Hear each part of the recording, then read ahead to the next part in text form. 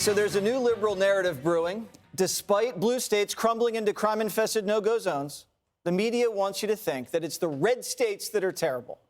CNBC is getting blasted over an article that names Texas and Florida as the worst states to live and work, citing laws protecting unborn life, so-called targeting of LGBTQ people, and the state's issues with inclusiveness. Strange, not a peep about how left-wing policies are causing folks to leave liberal areas in droves. Jessica, we'll go to you first. That's generous of you. Do you really think that these states, Texas and Florida, are bad places to live? Everyone's moving there. A lot of people are moving there, and I'm definitely not going to try to sugarcoat the exodus from these big blue states, and we're really suffering in terms of tax revenue. A lot of rich people leaving, a lot of corporations have left. But I do think that making a decision of where you want to live as a single person, especially as a family, is a really big one. You're going to be looking at all sorts of factors. You're going to be considering what the education system looks like.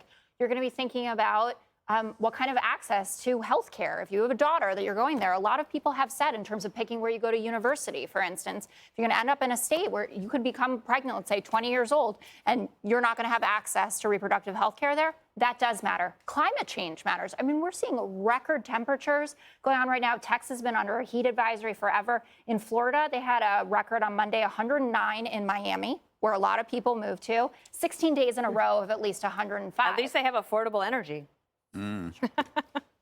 Sure, there are pluses. It was pretty good. It was good.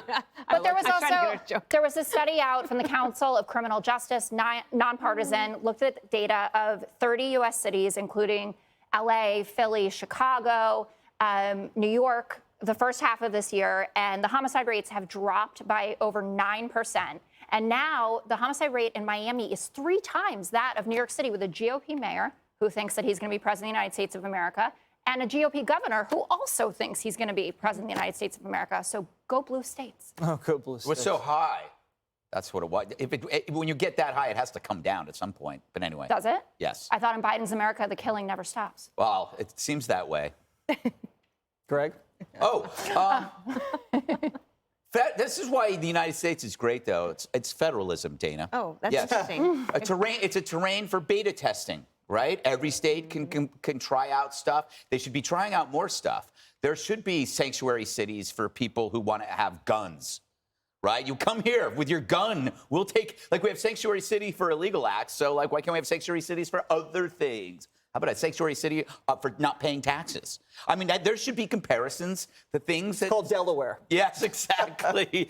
But the weirdest thing is, the same time this stuff came out, there was a study that CNN was promoting, and I don't even know if it was CNN's original stuff, saying mass shooting among blacks occur where there are more blacks. Did you see this? And they blamed it on structural racism. There was not a shred of evidence in there. And it's like, maybe in these urban, dense areas, that should be factored in. Maybe move to these, small towns, because guess what? That stuff doesn't happen in small towns. But the jobs aren't there. Yeah, they should. Problem. I think that's going to change over time. People are working at home. Well, more remote, yeah. Yeah. Dana? Well, I think that the people who are moving to these states don't watch CNBC, right? Because here's some of the criteria that CNBC used. It wasn't, can you safely raise a child here, but can you get an abortion there? It wasn't, can you sue your employer? It was, can you sue your employer for woke nonsense? It was more like, do they ask for voter ID as if that was like a bad thing?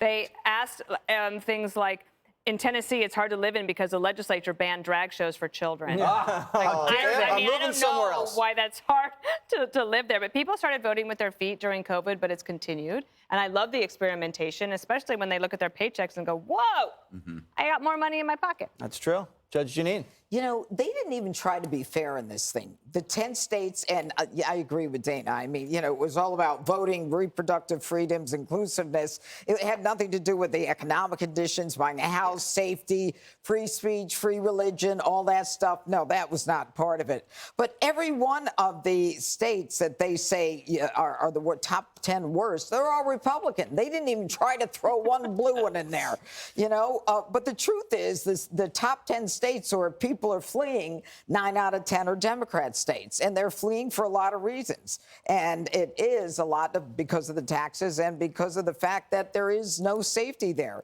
So, I think the criteria was ridiculous, and I think that they obviously made a big mistake. What I thought was interesting also when I was doing the research on this, in Moscow, Idaho, just today, that town had to pay $300,000 to 3 Catholics who apparently were arrested during a religious service outside, and they weren't wearing a mask.